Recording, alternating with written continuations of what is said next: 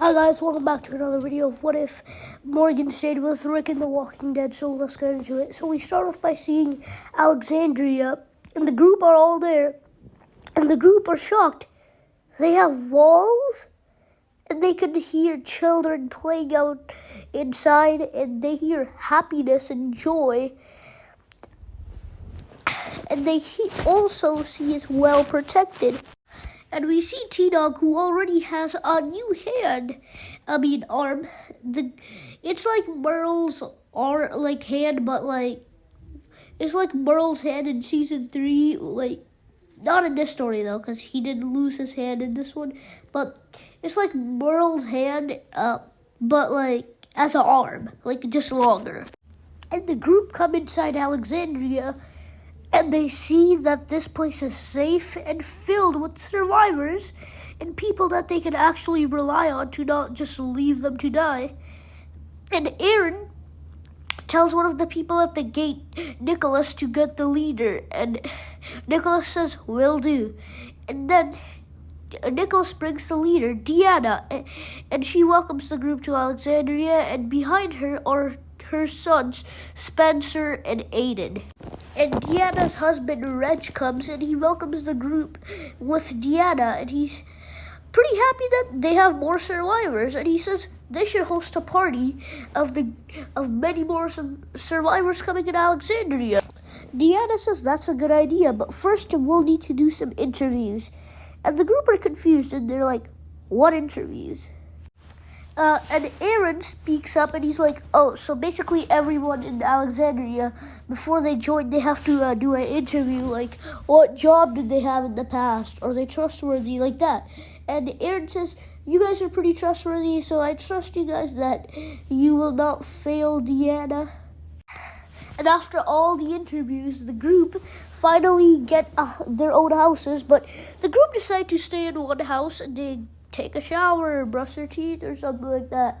They're just settling in. They see that they have electricity, which is pretty nice, but there's really nothing new that's gonna come on, social media or anything, so. But anyways, we see Ron, a kid named Ron, and he sees Carl, and they start talking, and they become pretty good friends. And then Carl would ask Rick if he could go play with Ron at his house, and Rick would smile and nod yes. And this would make Carl really happy because it's his first day here and he already has a friend, so he's feeling pretty good about this place. But when Carl goes to Ron's house, he sees Ron's dad, Pete. He's acting really strange with his mom, Jessie, and his little brother, Sam. But Carl is kind of interested in what's going on, but he just ignores it for now. And when Carl goes upstairs to Ron's room, he finds two other people there. One's Ron's friend, and one's this girl named Enid. And after that, we see Abraham and the group, and Abraham's like, "We may have found a safe place, but there is still the cure, and we need to find that. And after that, we can come back here and live a normal life, so all the walkers will die out." But Milton would say that people are going to die if we do that. It's not going to be an all pretty thing. But then Abraham just shuts Milton up, and he tells the group that he's going with Eugene, and if they don't let him take him, he's going to have to get a little violent. Eugene would become pressured, and he'd think of telling the truth, so he just screams it out, and he says, "I lied." And Rick's just in shock, and Abraham is even more mad, and he feels like destroying something. But then Milton talks up, and he's like, "I told you, it's not worth it," and he lied. There is no cure, there's no end. And this makes Abraham even more mad, and in Abraham's anger, he punches Milton 5 times, knocking him out. And Daryl says, believing the cure was stupid in the first place. He's just saying, if you're believing there's a cure, you're a bit stupid, because they already seen Dr. Jenner couldn't solve it, and this random guy knows how to solve the cure, turn the world back to what it was before this. And Tyrese would agree with Daryl. And Rick would tell the group, let's ignore this for now and go somewhere. Like, not go somewhere, like go to Aaron or Deanna or Reg to go get some jobs. So they could have something in this community, like they could play a part in this.